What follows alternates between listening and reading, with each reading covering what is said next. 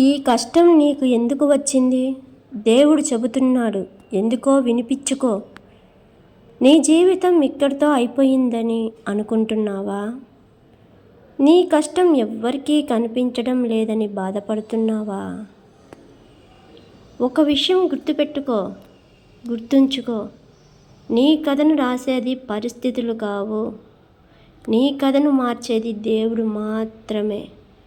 ఈరోజు నీ చేతిలో పెద్ద సమస్య ఉండొచ్చు.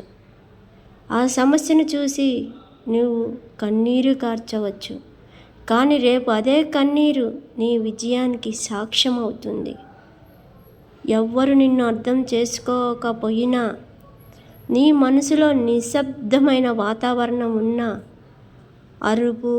నా అరుపు వినేవాడు ఒక్కడు ఉన్నాడా లేడా అనే నీ ఒంటరి జీవితానికి అతడు నీ ఓటమిని విజయంగా, నీ చీకటిని వెలుగుగా మార్చగల శక్తి కలవాడు దేవుడు.